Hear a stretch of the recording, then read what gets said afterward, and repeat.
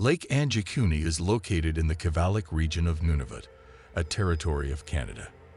There are numerous lakes along the Quezon River, this one included. A community at Lake Anjikuni, located in the nation's center approximately 1,500 kilometers northwest of Ottawa, is said to have vanished without a trace. But how could such an event occur? What happened to the people of Anjikuni?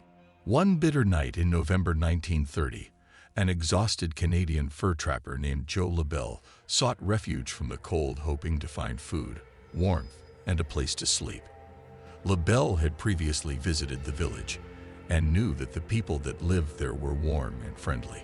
This time, though, he inadvertently stumbled across one of history's most remarkable mysteries.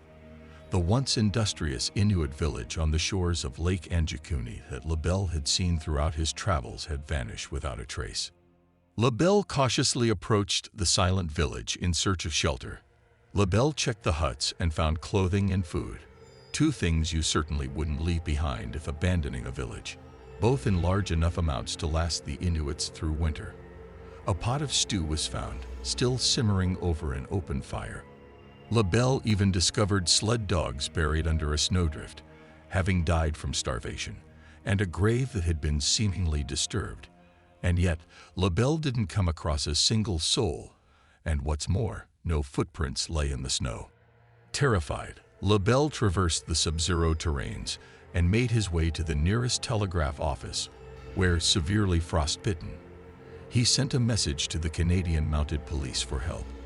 As the RCMP expanded their investigation, they sought witnesses who might have interacted with the villagers in the days leading up to their disappearance, or those who might have observed unusual activities in the area.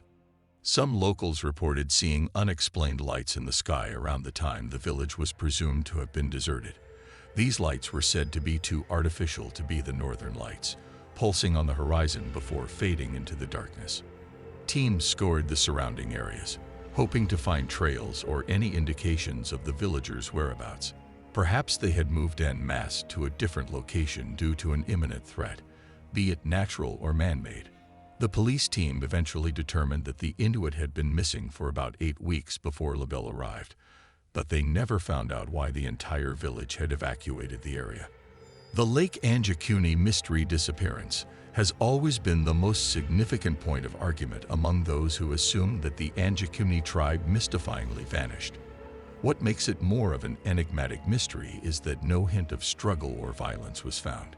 Even if we are to believe that they were murdered or abducted, there has to be some sign of the commotion.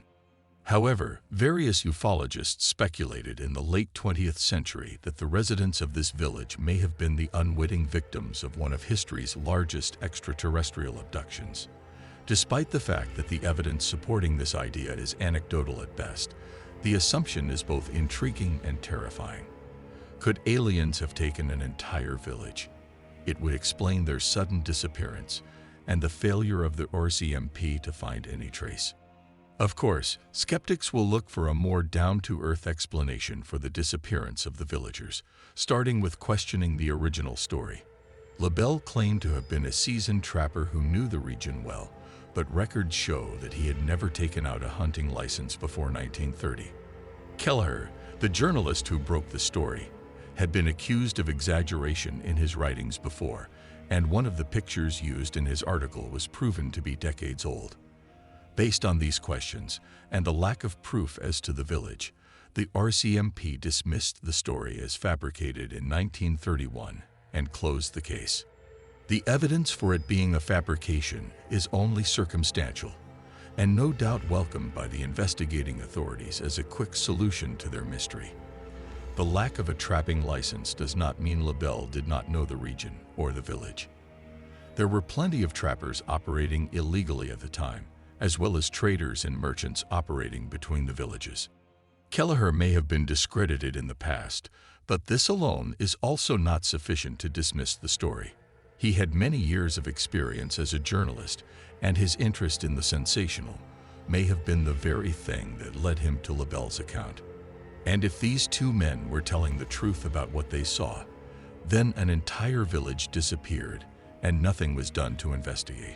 What were the strange lights in the sky? Where did the people go?